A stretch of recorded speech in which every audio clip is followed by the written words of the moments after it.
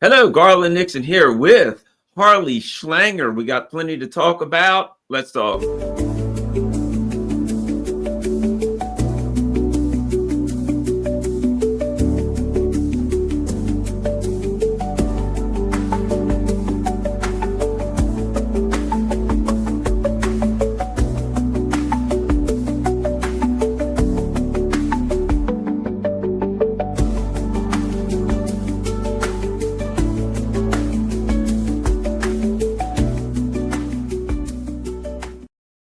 Hello, Harley Schlanger's a very wise fellow and a good friend of mine. He's a longtime spokesman for the Lyndon LaRouche organization. He's also the vice chair of the board for the Schiller Institute. He's the author and lecturer on contemporary geopolitics, and all-around good guy. Harley Schlanger, welcome back. It's been quite a while. Hi, Garland. Good to see you. All right, we got plenty to talk about, and I think the issue we've got here, we need to start because there's weird stuff going on in Europe. I'm going to throw something at you. I'm just going to throw this at you and get your comments. Okay, I tend to do that. Just a thought that was running through my mind. You know, I used to think to myself, how the hell could World War I happen? You know, how crazy do you have to be to line up all of the young people in your continent on either side of a friggin' trench and just have them blow each other to smithereens? And you didn't learn anything. A couple years later, World War II, you're marching around. This time you're going to just flatten the whole continent. And I just thought that doesn't make sense. And now that I see the positions, the geopolitical positions that are being taken by the Macrons and the Starmers, sadly to say, it all makes sense to me. These people are lunatics. The ruling elite of these colonialist, imperialist countries are lunatics. That flowed through my mind. I'm going to throw that out to you, Harley. Can you bring me back to reality? Make some sense out of that. Well, I think you're in reality. The establishment in Europe is not. You know, I've lived here now in Europe for 8 years. When I first came here, I assumed there was rationality. I knew there were some problems. But what you can see is that they've completely lost touch with reality. I mean, here you have leaders who are in the low 20% popularity level, talking about plunging their nations into brutal austerity to fund a war that can't be won, that's wiping out a whole generation or two of Ukrainians and putting the world, as President Trump correctly said, gambling on World War III. So you're absolutely right. This is the idea of sleepwalking into a world war. But they're not really sleepwalking. They seem to be conscious, although sometimes when you look at Keir Starmer or Sir Keir Starmer, you're not sure. Macron is another one of these characters who, from my friends in France, they told me that he's still smarting from getting the French kicked out of West Africa, what used to be called French West Africa. And there's a military official from the French army who said that maybe Macron wants to send French troops to Ukraine because he doesn't want the Foreign Legion in France where they might pull a coup against him. So we're looking at a situation where there's a search for a reasonable figure, certainly not Zelensky. Zelensky's a product of a form of brainwashing coming from this collapsed establishment. Now, the obvious point is there are some adults running around. And ironically, this now includes Marco Rubio. Who would have thought that Rubio would be a voice for peace? The potential of a Putin-Trump discussion may be the one thing that we have that could be a salvation for the situation. But the failure of this meeting yesterday in London, where, can you believe, you talk about brain dead, Starmer talked about the coalition of the willing. Does he not remember where that came from? Unbelievable. Well, let me ask you this, something that, I think that you will probably be a person who knows more than most about this, or who think, because I know you and your organization talk about these things a lot and have been warning about them for years. One of the first thoughts that came to mind when I realized that, okay, Donald Trump wants out for whatever reasons, he wants out of this crap. He wants a peaceful deal, right?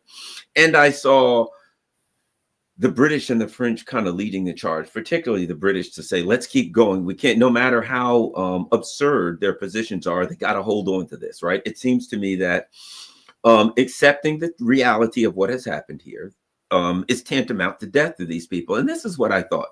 Get your thoughts on it. You know, we're talking 500 years or more.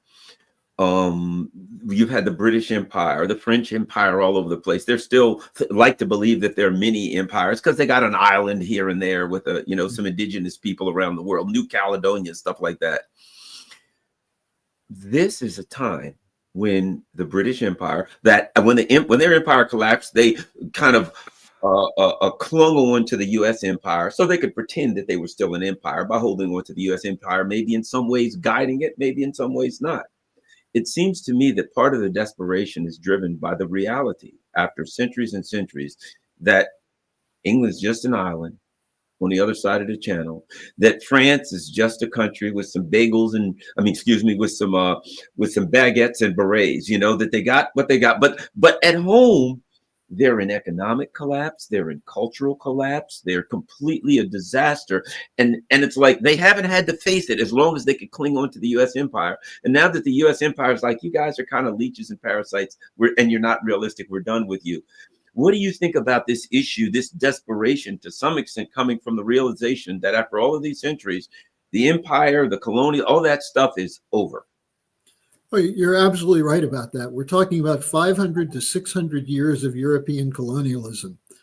And it was, some people think of the empire as maybe 500 or 600 years ago. They don't realize that the greatest extent of the British Empire was in the beginning of the 20th century, that it continued to grow. And to a certain extent, the British Commonwealth represents a remnant of that, which includes the Five Eyes countries of the United States to some extent.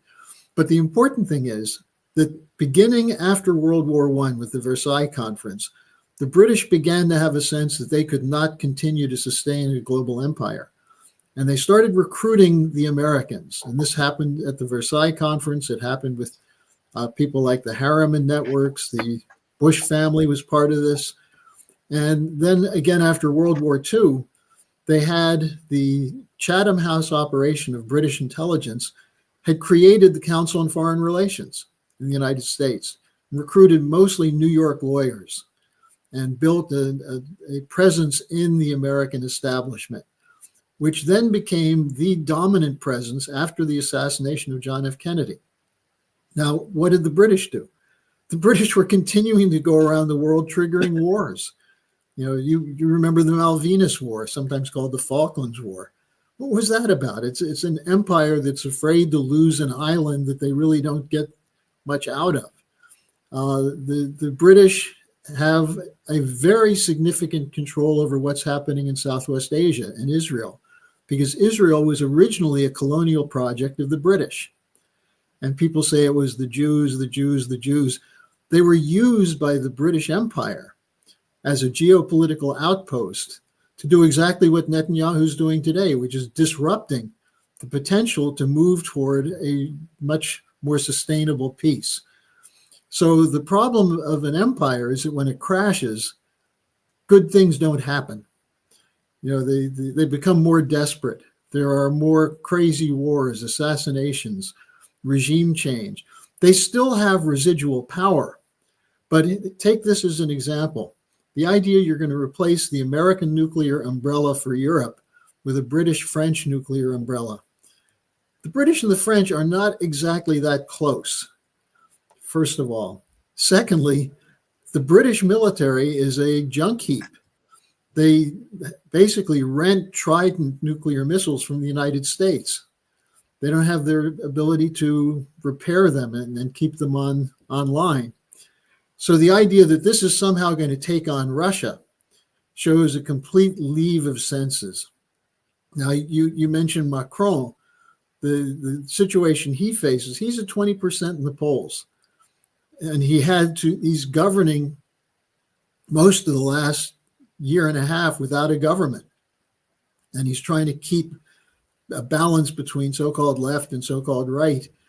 So I think, Garland, what we're seeing is the breakdown of a consensus that was built over a long period of time, that it's the European colonial nations that have the power in the world, still to some extent in terms of the control of the economy. They have some power, but they're losing that. The BRICS countries, the alliance of Russia, China, Brazil, and so on, India, they're becoming a larger economic grouping than the G7. The Shanghai Cooperation Organization, all of these different regional groups are growing, and the growth in Asia is phenomenal. And what are we seeing in the West? Infrastructure breakdown, collapse of education, cultural degeneration.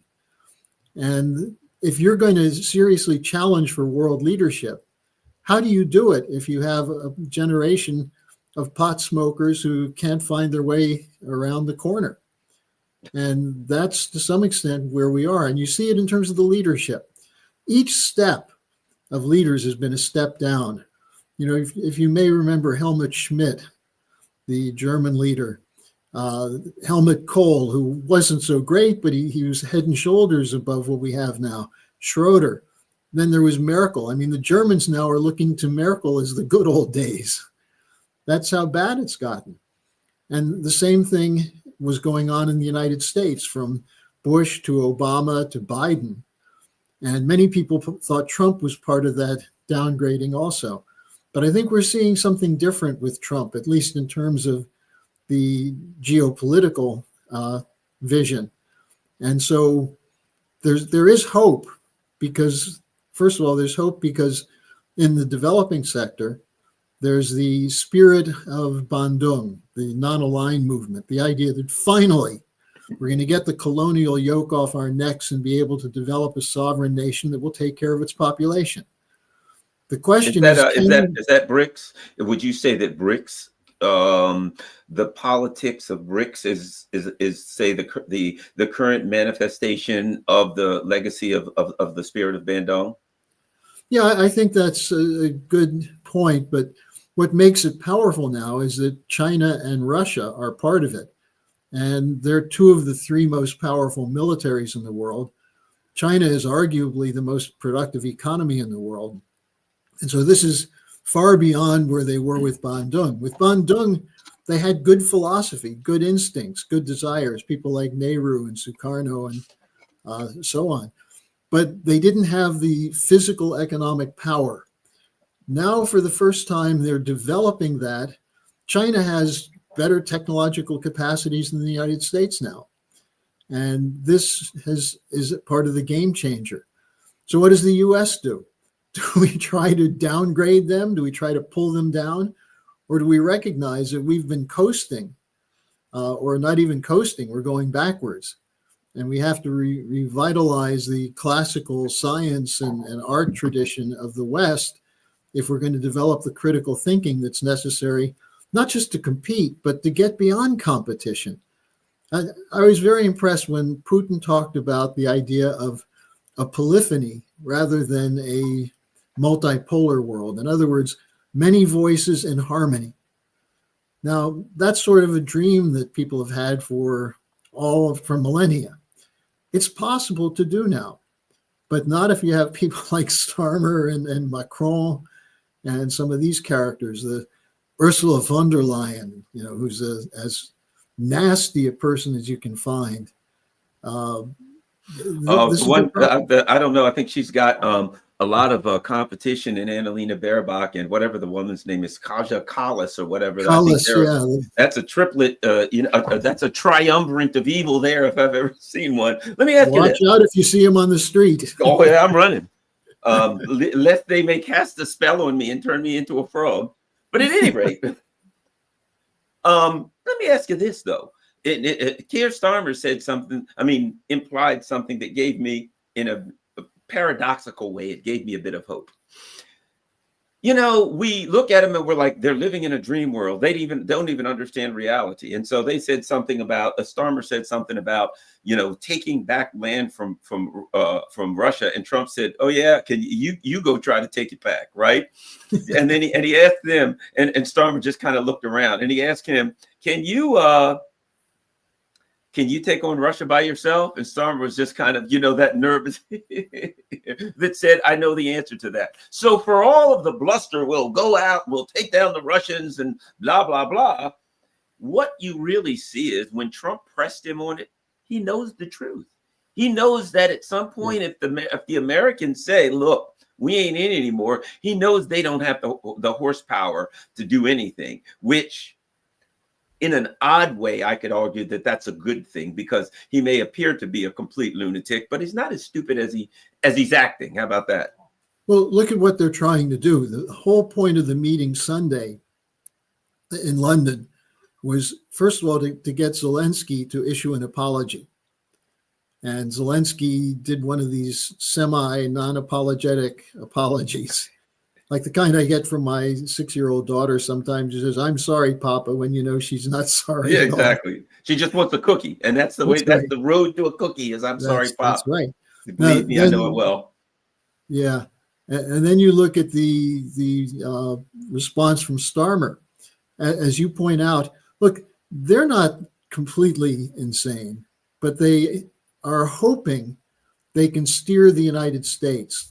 What's insane is their belief that Russia has to be stopped. Now, there's different reasons for different countries, but the central feature here is the British view of geopolitics, which was upgraded, you might say, by Brzezinski in his 1997 Global Chessboard, where he said that the real issue in the world for peace and stability is that you cannot have a rival to the West in Eurasia. And there's a rival to the West in Eurasia right now. It's the Eurasian perspective that Putin and Xi Jinping have put together. And it's based on physical economic development of an area with a large number of people, lots of resources, lots of potential that had been held back by the same colonial forces. China was dominated for almost 2 centuries by Western forces, especially the British. Remember the Opium Wars of 1839 and 1859. Russia was constantly attacked from the British Empire in the so-called Great Game. We know about the Crimea War, the fighting going on in Afghanistan, and so on. The Soviet Union, to some extent, was created, you might say, by Western bankers who wanted to see Russia and Germany in conflict. And that's the central issue of this geopolitical fight. The fear the British had was that if you had an equivalent of a transcontinental railroad in the United States connecting Western Europe with Eurasia, for example, the Vladivostok to the Atlantic Ocean Railroad, or the Berlin to Baghdad Railroad, if you have those connections via land, it greatly reduces the power of the deep sea navy that the British had. And so they began to plan, how do you prevent this alternative from emerging?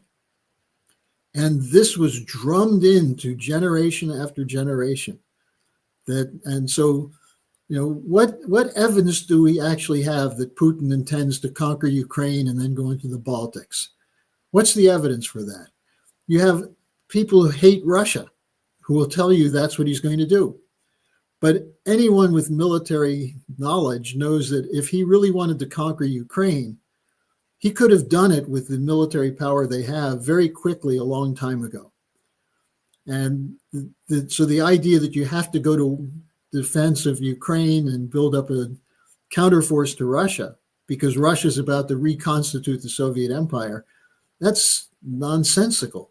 It's preposterous. And yet that's the line that comes from every single one of these guys, especially the ones from the Baltic. I'll say this. I don't know if you saw the opening of the Paris Olympics, but I think you'd have to go to war with the Russians to get them to take Europe, much less that they would want to take war. They'd probably fight to the death. You said, we're going to make Europe officially part of Russia. That's when you'd probably get nuked. Who the heck wants that place right now, led by the current lunatics that run it? Lavrov refers to it as post-Christian Europe. And the Paris Olympic opening, you're exactly right. That gave paganism a bad name. Exactly. Let me ask you this. there seems to be, interestingly enough, a growing, and this is apparently horrifying the current ruling class. And this is since we're talking about a potential paths to peace. The old Habsburg Empire seems like they're getting the band to get back together, as they said in the Blues Brothers.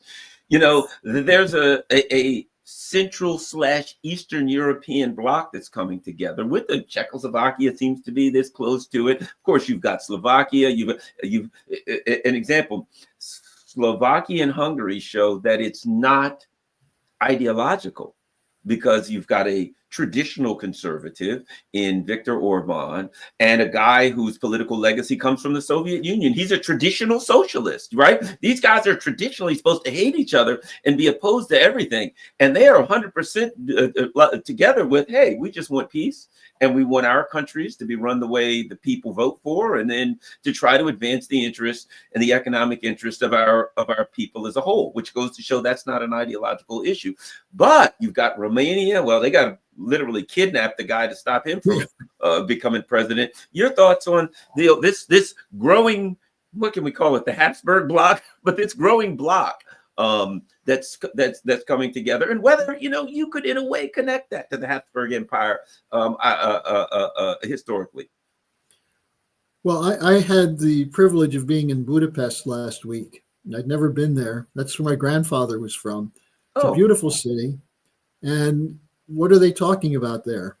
They're talking about the potential of, once this war ends, of having the benefit of the Chinese Belt and Road Initiative coming through Hungary, coming through Ukraine, bringing goods from Asia on high-speed rail.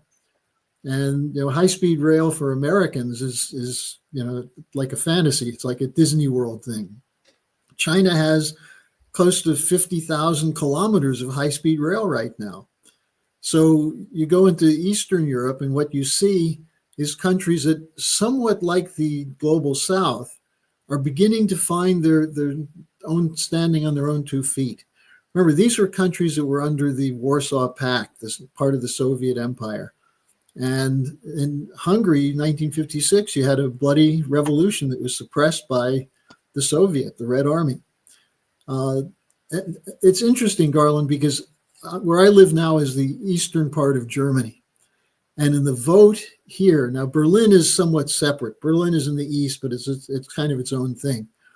But if you look on a map at the vote that just took place for the chancellor, the whole of the east is in blue, which is the alternative for Deutschland. And this is the area that used to be the Soviet area, which is now voting supposedly for right-wing extremists. What it tells you is that the political scientists are idiots, because this left-right division is a phony division. Because now you have the Democrats in the United States, who used to be considered left, against the war, against the FBI, against censorship, have completely flipped. So they're pro-war, pro-FBI, pro-interference by intelligence and censorship and so on.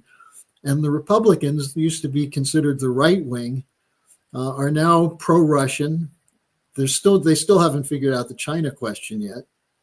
And they certainly haven't figured out the Israel question. But you're seeing a dramatic shift in thinking. And this is characteristic, again, of the end of an era. And so what Putin was talking about all last summer in Sochi and Vladivostok and all these conferences is a tectonic shift in the world. There are countries that are beginning to establish themselves as sovereign nations. That's what you see with Fico in Slovakia and Orban in Hungary. Perhaps in the Czech Republic, we'll see something similar. Bulgaria even. And I'm hoping in Germany as well, because the German situation is going to be catastrophic. I don't know if you heard this, but Merz comes in, the candidate from BlackRock. Merz comes in, and Germany is suffering from a budget problem. It's got infrastructure collapsing. You hear of Germany, the great engineering and scientific tradition, and you don't see it. The trains don't run on time anymore.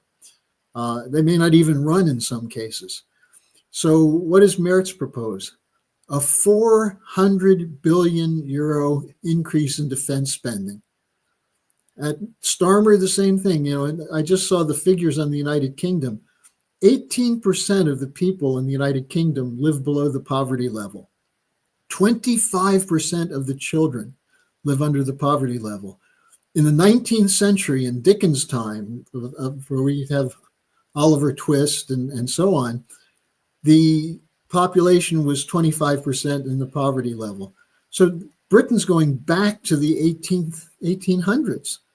And yet Starmer wants to give 2, 3, 4, 5 billion in new money to Ukraine for a war.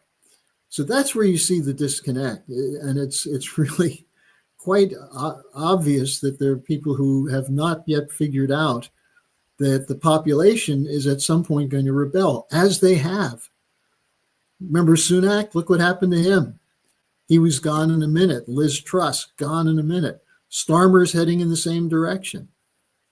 One of the other things that I think is interesting in as we strive towards a more peaceful existence is the collapse of the liberal class. In the United States, I saw a liberal class that at least faked, they used to fake the anti-war stuff. They used to do their best to pretend that amongst their ranks, they had a left flank that was anti-war, all that kind of stuff, right? Yeah. And now they are fully, whatever you want to call it, neoconservative fascism, the Dick Cheneys, the John Boltons of the world, et cetera, right?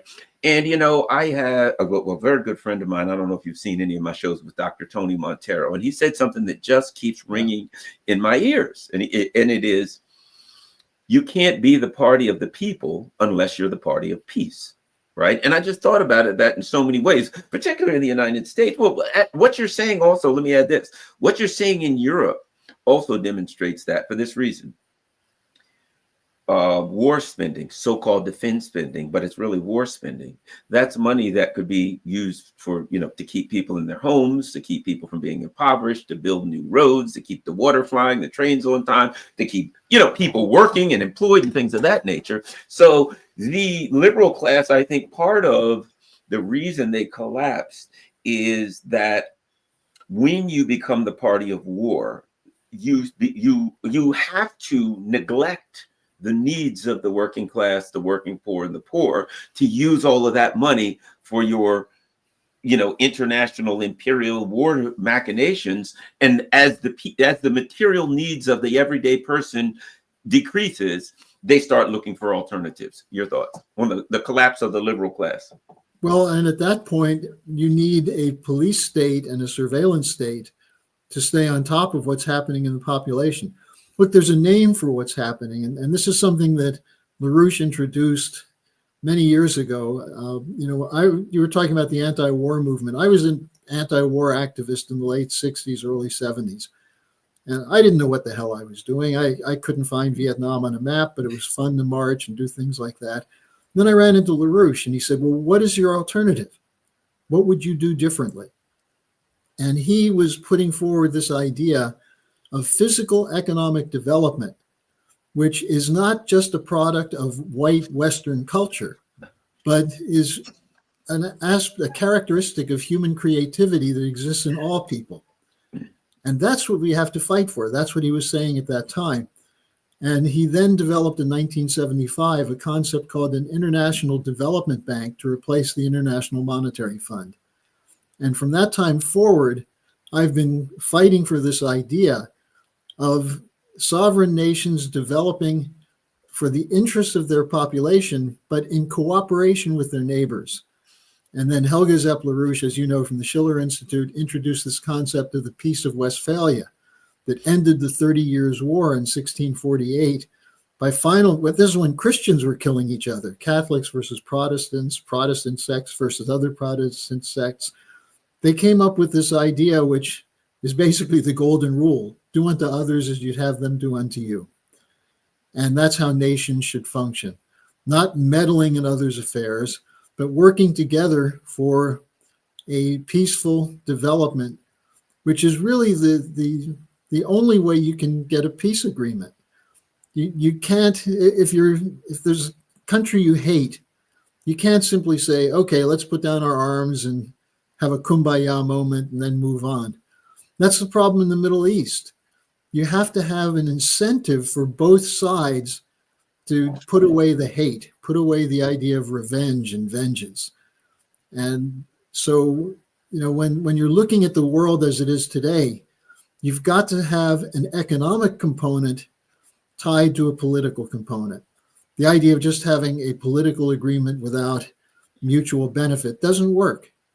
And so that's the thing we have to fight for. Now, why is that so hard for people to see?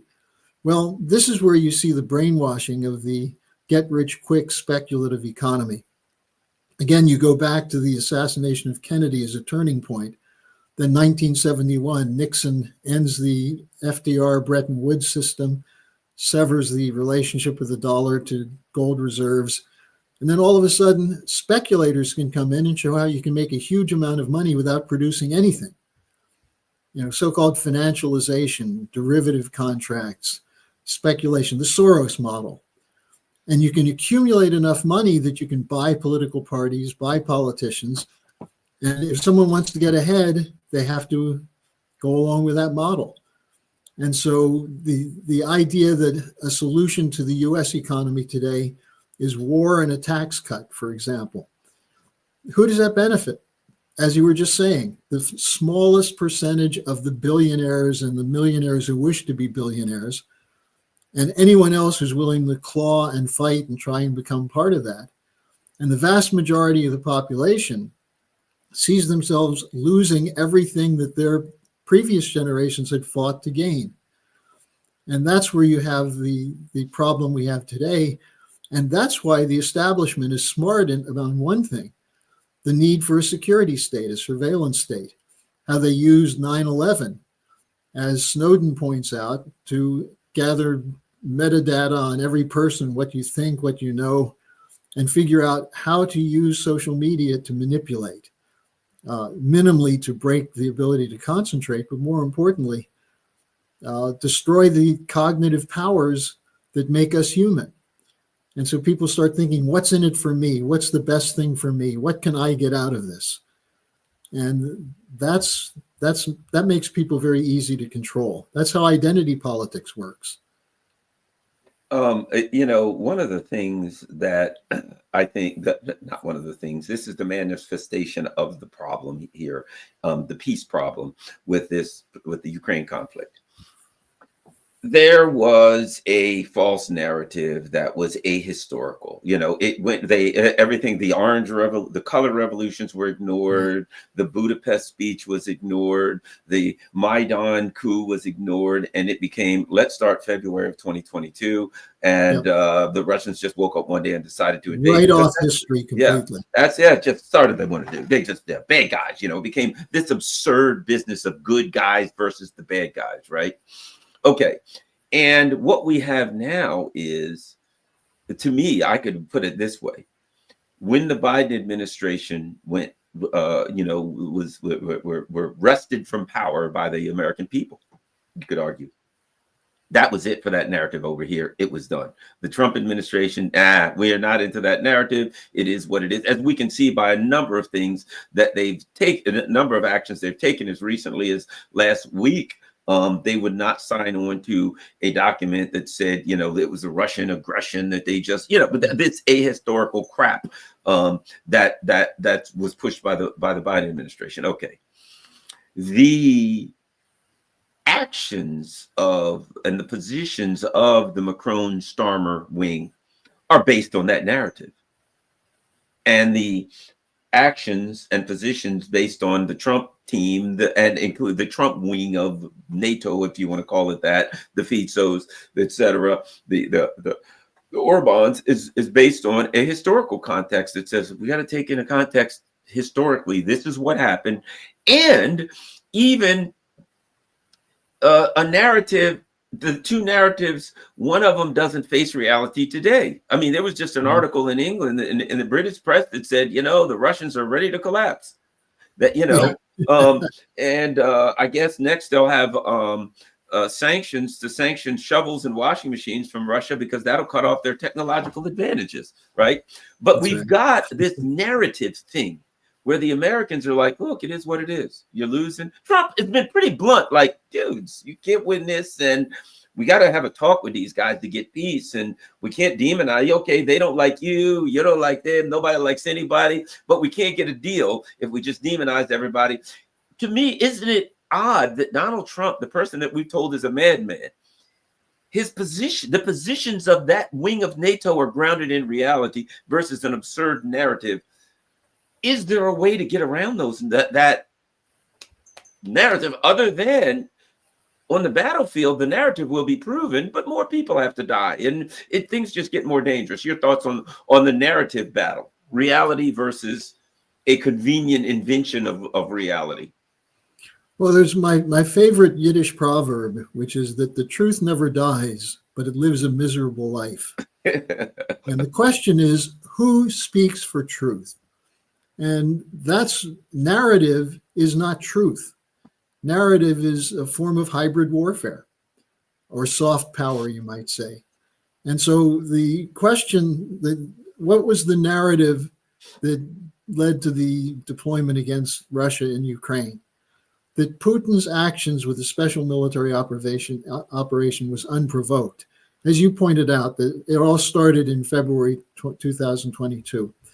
Leaves out Maidan, leaves out the lies told to Gorbachev and then Yeltsin about NATO expansion, leaves out the effect of the shock therapy that was imposed on Russia that destroyed a generation and lowered the life expectancy and so on. Leaves out what was going on in the Donbass, leaves out the lies of the Minsk Accords from the West. You go through one after another. Now, here's the problem we have. Because of the power of the major media cartel, it's hard to get the truth through these narratives. And I'll tell you, one of the ways everyone knows it is the Russiagate story. Probably 40% of the population, according to the polls I've seen, still thinks that Putin intervened to help get Trump elected in 2016. And of course, you have Hillary Clinton saying at every chance she can, every time she can, Wasserman Schultz, the main media, they all still speak of that as though it's a holy truth, even though it's a complete lie. If I may make one quick comment. Yeah. There was a Democratic member of Congress a few weeks ago, and he didn't even say, guess what he said? Well, Trump, Russia. Everybody knows about Trump, Russia, because Trump, Russia, Trump, all he would say is those two words, Trump, Russia.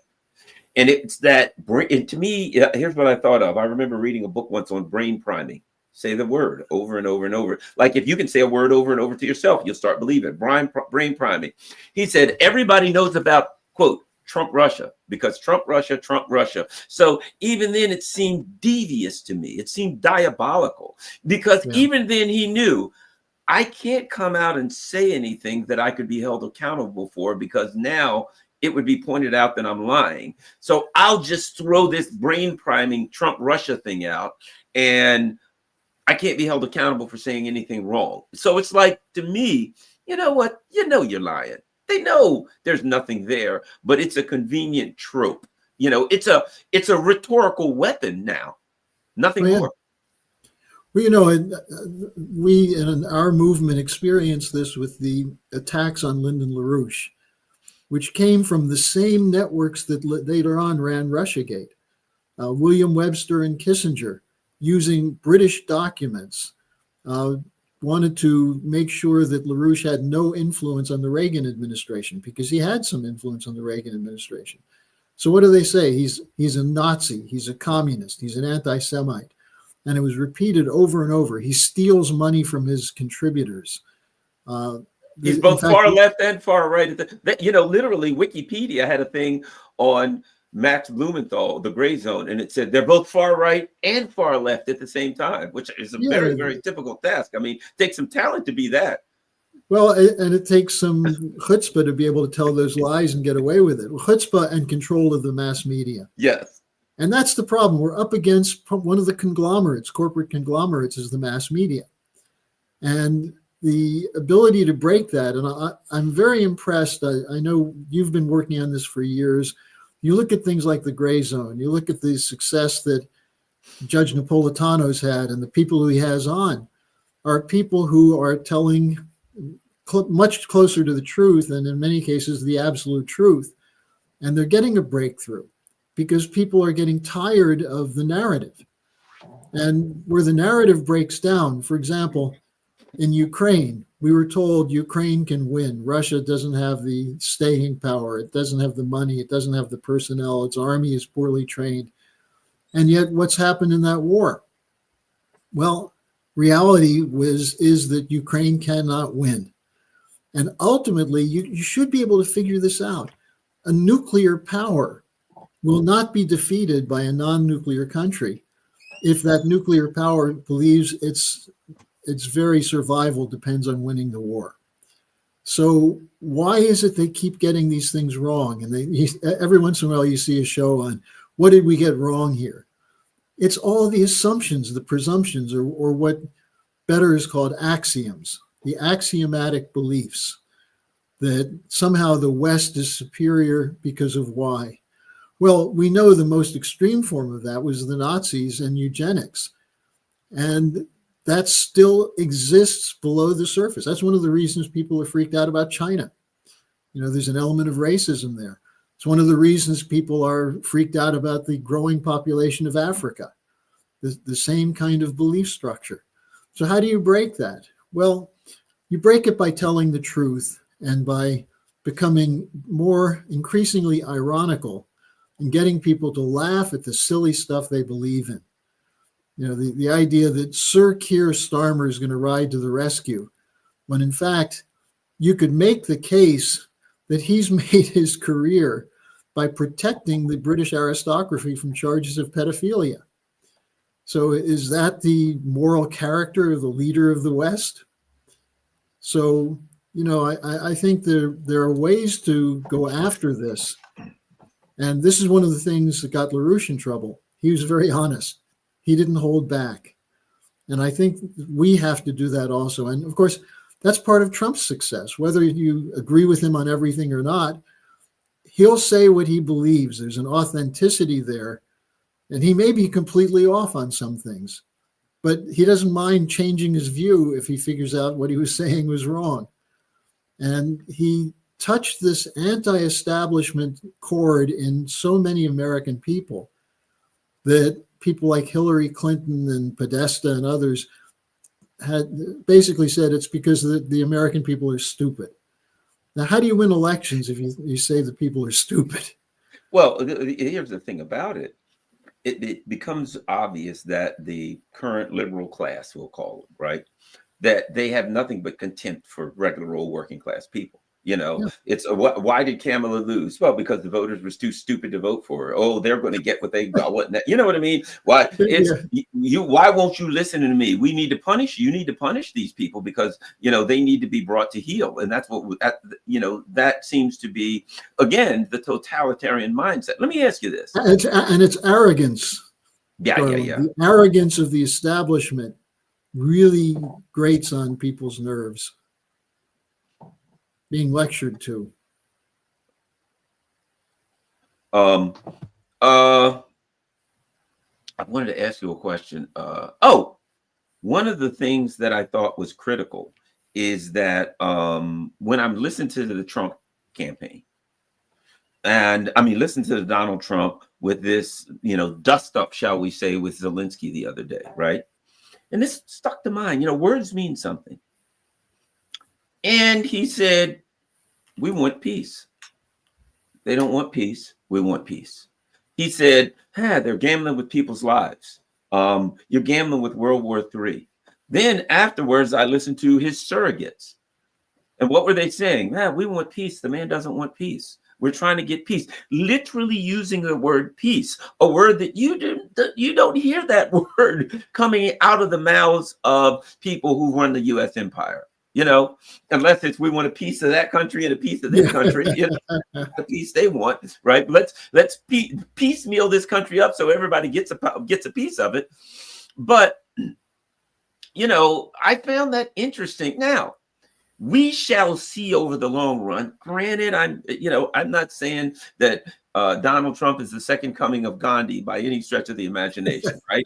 We can criticize him in Gaza and in Venezuela, Cuba, all the things. But it's a good sign, at least, when you have a president that says, what's the problem do you have with that guy? He doesn't want peace, and I want peace.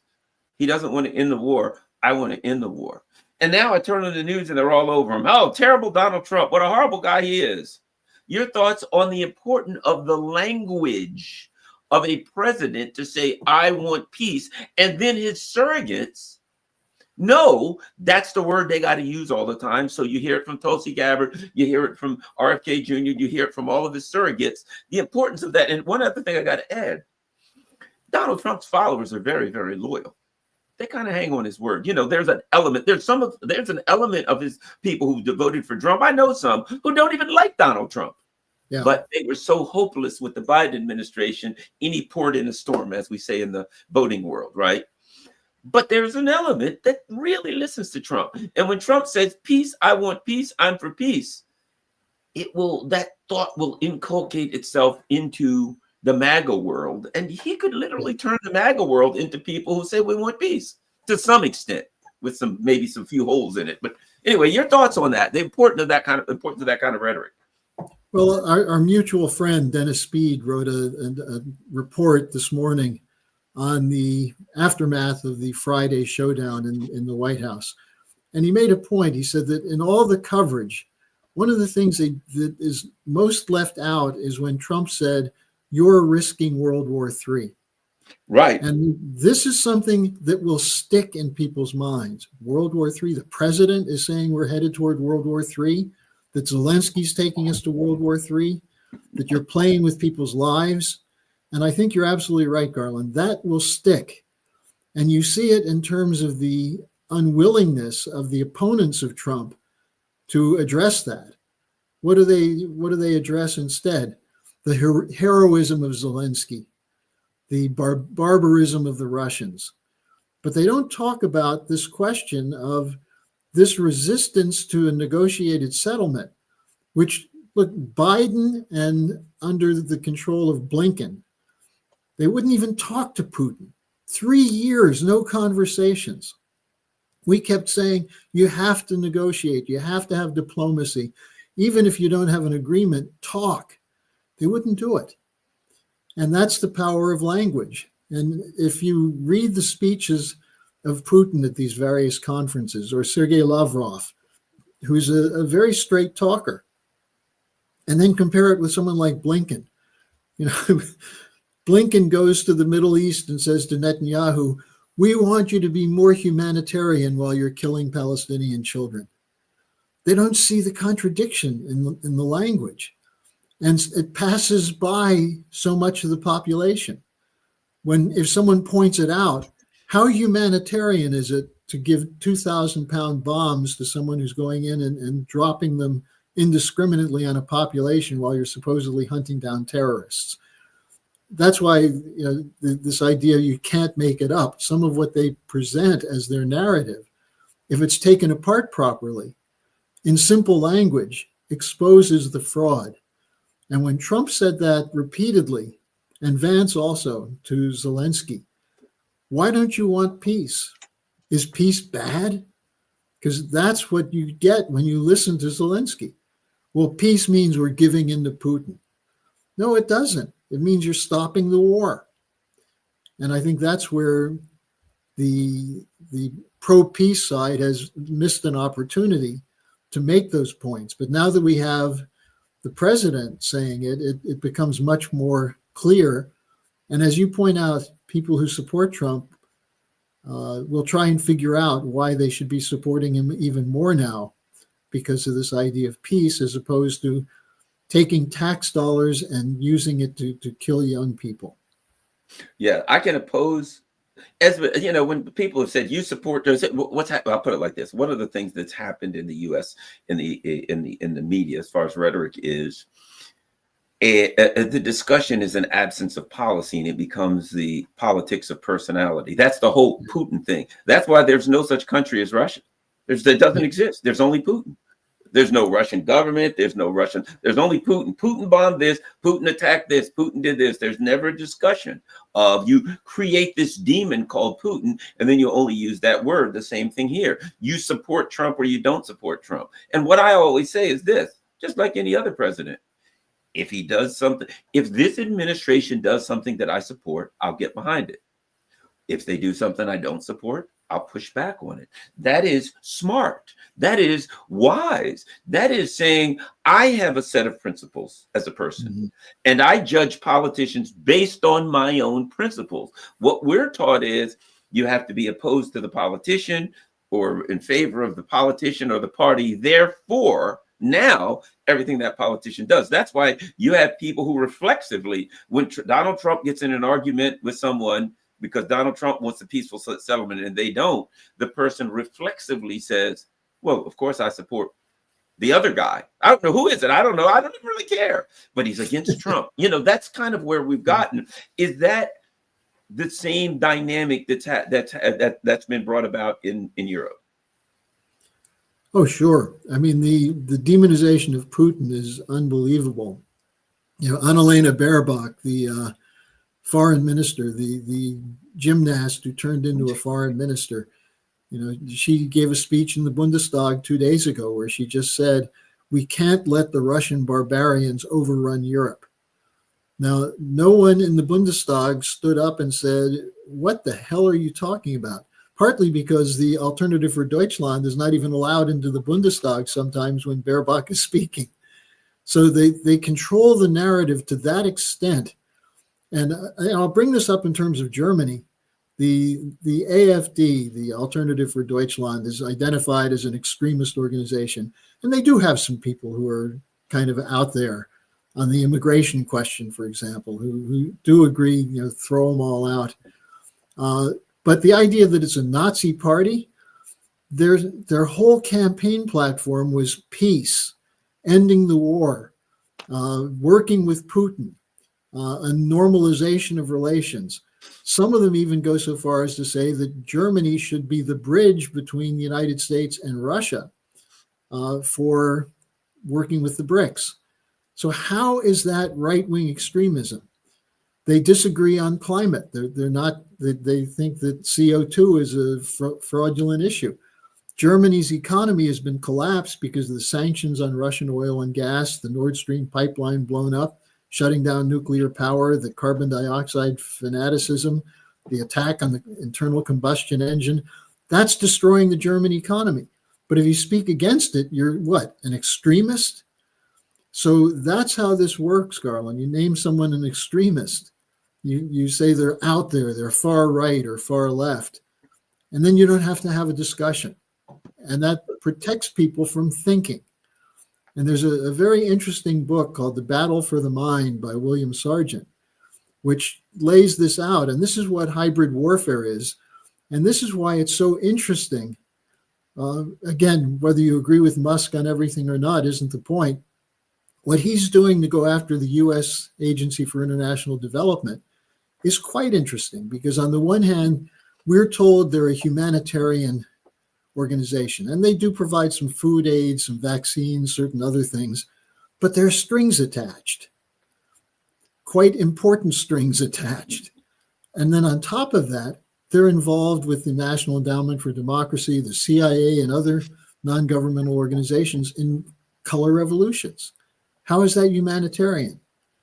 Well, Samantha Power, who is the head of USAID, talks about the responsibility to protect. Who are they protecting? They're protecting the ruling class, the imperial power, by saying that when a country votes for someone different than they want, that's meddling. It's wrong. So again, this language question is important. The understanding of history is important. And I would say on top of that, understanding physical economy, that the way you solve these problems is you create the ability to produce new value in a physical process, manufacturing and so on, as opposed to a monetary policy, producing money, bailouts and things of that sort. You put these things together and it would be simple, as Mrs. Eplerouche is saying, it would be simple to get agreements, but people don't have access to that information. So we've got to keep fighting, but I think we're on an upswing right now because this whole situation has exposed the fallacies and the frauds of the other side.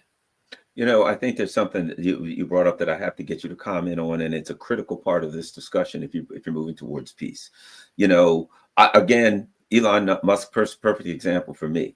Oh, I can be, dancing in the streets that he is, disassembling USAID and National Endowments for Democracy. And in fact, I'll say this: for the things and the positions that Donald Trump is currently taking, I don't think it's an accident that they went after USAID first, that they had to to use a neocon term, they had to launch a decapitation strike on USAID because that machine was going to come after him. When he started saying, I want peace, he knew that machine, like a battleship, it was going to turn all of its turrets starboard and face them towards Donald Trump. And every article, every website, everything from Washington, D.C. to Finland was going to go after Donald Trump 24 hours a day because they were all funded by USAID all over the world, that machine. And they had to decapitate that machine in order to have a chance to do the things that he's trying to do, particularly peace with Russia. But again, I can say, look, there's regular old working class people working for the Department of the Interior and CMS and, Center for Medicare and Medicaid Service and these other things. And as a person who advocates for the working class, I don't want a single working class person fired or laid off ever, right? That's going to be my position. But I can still say, hooray, you took out USAID. They had to go down. Again, we have to nuance these things.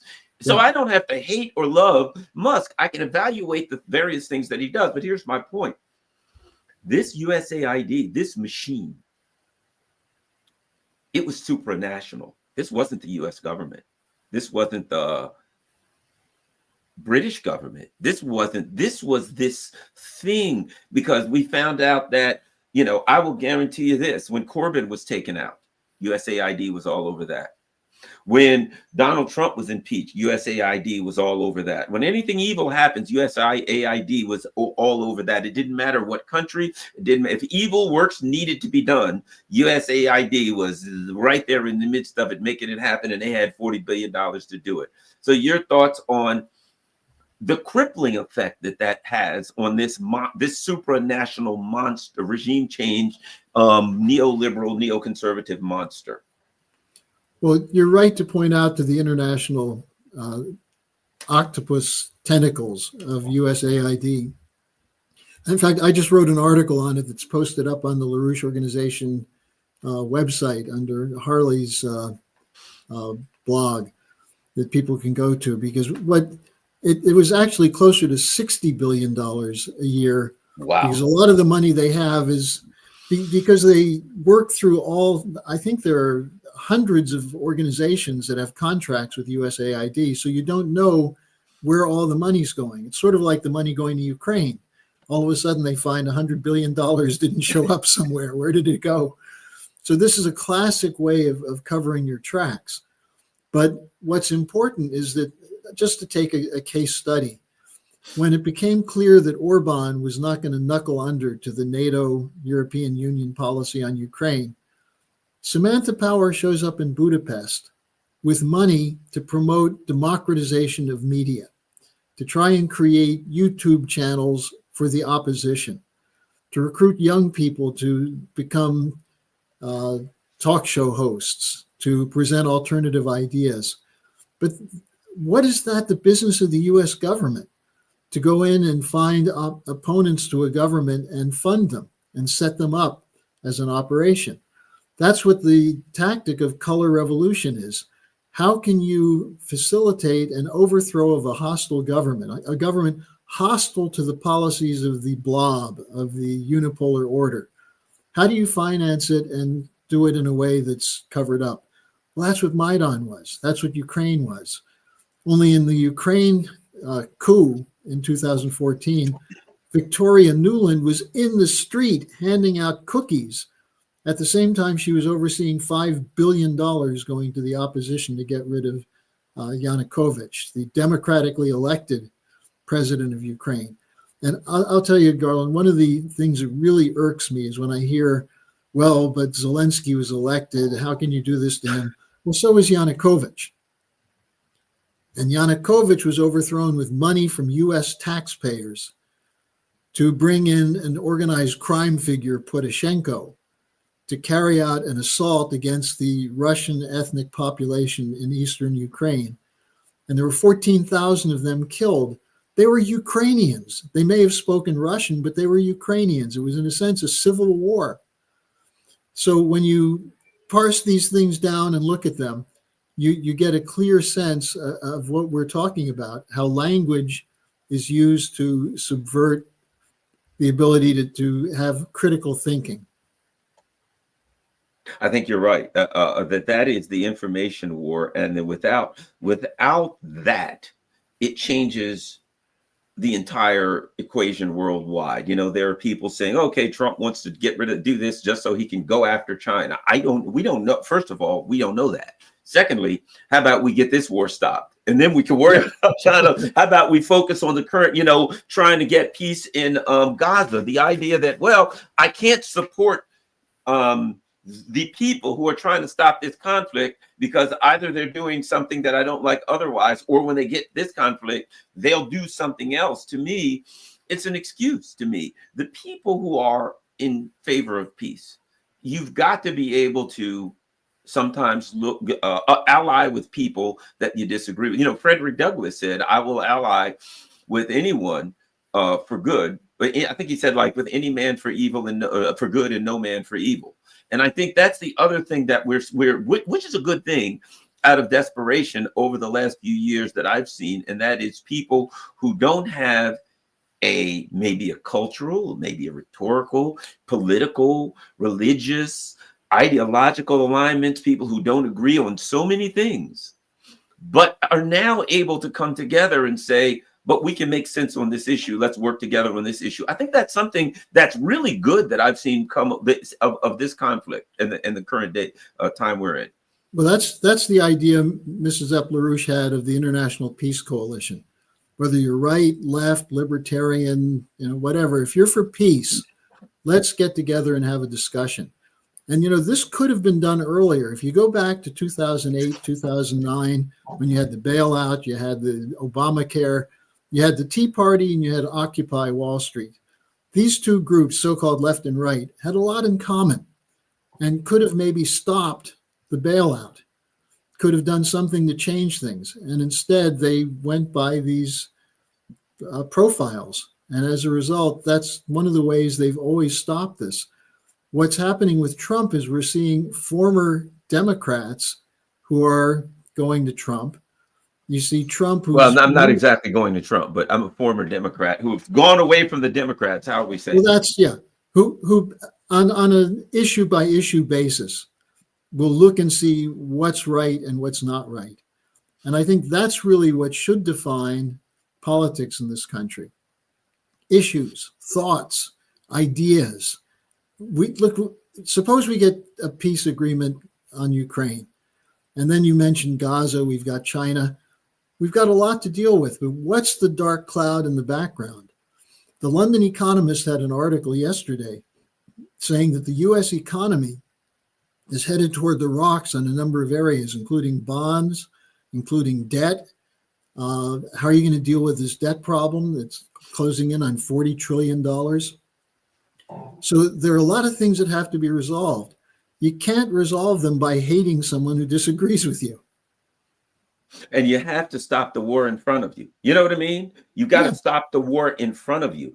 There are people who make legitimate arguments that the drive to war is driven by financial desperation, right? I agree with that, right? Yeah. But that doesn't do you no good if you don't stop the war in front of you. You can address these financial issues. You can push for changes in whatever. I don't care what kind of revolution you want, ideological, political, economic, you name it. You can push for all of those. But you can't do it if you're dead. That's the problem. And if you have a nuclear war, especially. Exactly. Yeah, that's the point I'm getting at. Go ahead. Exactly. Yeah. So right now, you have people who are on a drive towards a nuclear war. You know, what's interesting is this. I made this point. We're just about out of time, but I made this point. During the election, I said the Biden administration, by policy, my dad used to have an old saying, even when you win, you lose, right? As a joke, right? But it applies sometimes, right? But here's my point. By policy, the Biden administration was, we want to inflict a strategic defeat on Russia. Russia's nuclear policy that says very specifically, if we get a strategic defeat, we're going to nuke you, as does all nuclear powers, right? So they're by policy, And they make it they clear. got what they yes, and by policy, and it's also, we don't want that to happen, but we will. So by policy, it was, we want to achieve a goal. And if we achieve our goal, every human being on this earth will die. And that's where the Brits are. That's where Macron and Starmer right now. We've got to keep fighting, no matter what. Well, you know where this ends. You're not, let's pretend out where this ends. You all die. You want us to go. You want the Americans to come in. Then obviously you're going to put all your troops in, all 12 of them. They'll be killed by one Iskander missile blast about an hour after they arrive. As soon as the Russians figure they're there, in comes probably a drone. They won't waste an Iskander missile on 12, soccer hooligans, which is about all the Brits have for a military now. Yeah. So they'll be dead in 15, 20 minutes. Then what the Brits want is, then the Americans will rush in, go to war on Russia's border, which means they'll be vaporized by a couple of Orishniks in about an hour. And then we have a nuclear war and we all die. That is the obvious outcome of that. Okay, it seems to me that, and you see people do these things, something in life, something is so horrifying to them that it's tantamount to death. And it seems to me that the obvious end of the British Empire, that there are people in Britain that would rather die and take all of us with them. Well, I think that's the problem. And what Trump did on Friday was make it clear 2 or 3 times that it's a danger of World War III. You'd rather have a nuclear war than a peace. And we're offering you an agreement. And what Trump is saying is what Putin told Biden, which is that we want mutual security guarantees, not just for Russia. But he was trying to get across the point that Russia has legitimate security concerns. Now, anyone who's over 50 years old, maybe 60 years old, remembers the Cuban Missile Crisis. We were prepared to go to war with Russia, with the Soviet Union, to get these nuclear weapons out of Cuba. So why don't we understand why Russia feels threatened if you put NATO weapons on the borders of Russia? So again, it's the lack of historical knowledge, the inability to make an analogy. But whatever it is, Trump cut through that when he said, you're willing to risk World War III, and I'm not. And the American people won't go along with that. And that was a profound, it wasn't just a slap down of Zelensky. It was a moment of real politics, real statecraft. And I think it's something we can build on in the expectation that the normalization of relationships will go beyond just stopping the war. Stopping the war is crucial. But once you do that, then you now have the basis for economic cooperation on climate, on asteroids coming at us, things of that sort. You have a whole area where we can use the best of all nations to solve problems of all mankind.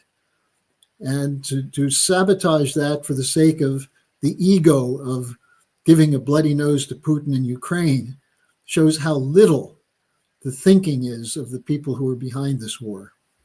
Yeah, I think at some point the Starmer, I call it the green eggs and ham strategy, is going to run out, because that's what it is. There was a little, for people don't know, listening might not know, there was a famous Dr. Seuss books for kids. And he'd ask the guy the same question over and over. And will you eat green eggs and ham? No. Will you eat them in a train? No. On a plane? No. Will you eat them and it was just like, I'm asking you, will you send troops to Ukraine? No.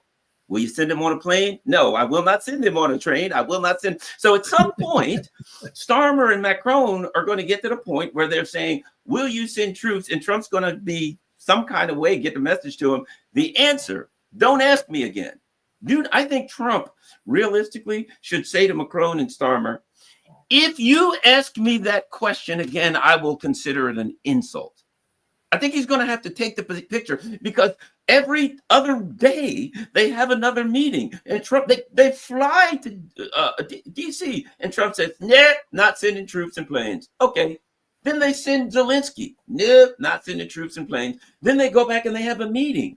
Oh, great, we've got a plan. What is it? The U.S. will send troops and planes. Now they'll probably be heading back to Trump. We've got a totally different meeting than we got a plan. It's nothing like the old one. You're going to love this one. This one only involves sending not troops and planes, planes and troops. How about we go with that one? And at some point, Trump's going to have to say, no, don't ask me again. I will be insulted if you ask me again. The answer is no. You guys are going to have to come up. Now, I don't know if they'll ever get it or whatever. You know what they're ultimately afraid of, Garland? What? They're afraid that if they do push too far, Trump will pull troops out of NATO. Will pull the United States. That's what he should threaten. No, threaten. He should start doing it. He should say, you know what? I'm going to come to that Romanian base, you guys. You know what? Every time you ask me, again, I'm taking 25,000 troops out. That's what he should say. Every time you ask me that question. But how about this? I'm taking 25,000 troops out just because I'm insulted. And from now on, every time you ask me, I'm taking 25,000 more out. To me, that's the only thing that might shut their yaps. Well, and the question that he could also pose is, why did we keep NATO after the fall of the Soviet Union? This is a so-called defensive alliance. Why is this defensive alliance trying to deploy into the South China Sea? Here's the other good thing about these eggheads that don't seem to get it, that ask the same question over and over. This is good. They're forcing the question about NATO. You know what I mean? If they simply accepted this and said, okay, go ahead and do what you got to do, they could avoid the question that you're bringing up. Every time they push it a little further, those of us who say, what the heck is NATO still? What is this fossilized war machine still doing? We get a little bit louder and a few more people join our ranks. Now you go online, the whole MAGA world is starting to say, let's get out of NATO. So I hate to continue to use this word, paradoxically, the best thing that could, the most pronounced thing that could get rid of NATO are these lunatics that they're not saying get rid of NATO. Here's what they're doing. They're proving that NATO is not only a military, it's not a military alliance, that it is a burden to the United States and a danger to the world. And it's an example of what's called hybrid warfare, where you try to win the war without using weapons because they don't have the weapons. Yeah. They don't have a lot of other options. You're right about that. Right. I don't think their grand rhetoric is going to work against hypersonic missiles for some reason. I don't think so. No, but luckily for us, we're moving in a direction where hopefully, I'll say this: I think Donald Trump should do something. One of the things I think he could do. This is the last thing I'll get your thought on, because I know we're over time. One of the things that Donald Trump could do is say, I'm going to take concrete action, such as we're going to start flights between the U.S. and Moscow again, and pick a lump of sanctions, banks, SWIFT, these things done. They're over with. To take some concrete action, because sometimes knuckleheads, the only thing they understand is reality, and maybe the only thing they would get, maybe as long as Trump doesn't do something like that, they'll have some glimmer of hope that they can pull him back into the Biden camp. But if he does something concrete that sends the message once and for all, game's over. I think that's going to be necessary. Well, I think it will happen, because there's already discussion about removing some of the sanctions, discussion about cooperation in the Arctic. This is an area where, you don't need to take over Greenland if you have cooperation. The Russians have this fleet of nuclear icebreakers. We don't have that. If we really are serious about developing that area, they would come in handy.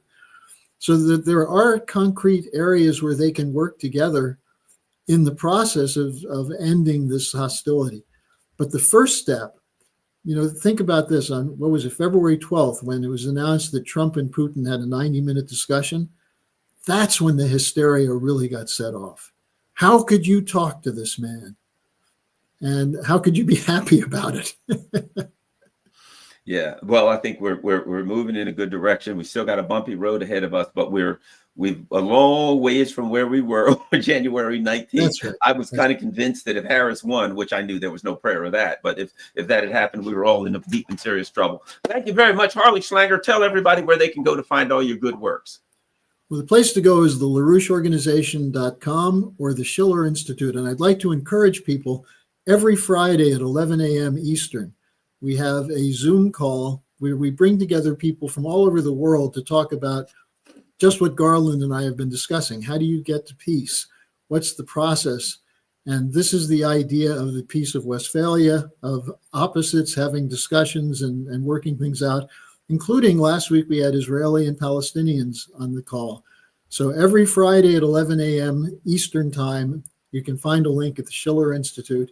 And my work, you go to the LaRoucheOrganization.com, you'll find a link where it says Harley's Daily Update. I do a 10 to 12 minute video update where I try to incorporate history and these kinds of questions with current events. So to hopefully give people some kind of footing in the real world. Well, we shall continue to work together towards peace. I'm asking all 610 current viewers right now. Number one, hit the like button. Number two, subscribe. Number three, if you can join, that's great. If you can't, that's okay. Share this on all your social media platforms. That is critical. That is something you can do to help work towards peace. You're in the chat, and a lot of people get in the chat and comment. That's great. Appreciate it. That ain't enough, but there is something you can do. I'm sure you've got, whether it's Telegram or X or Facebook or wherever, I'm sure you have a social media outlet somewhere that you use other than this. So share this, post this, make recommendations for people to watch this. I think it was a great video, and we will continue to work towards peace. Thank you very much. We're out.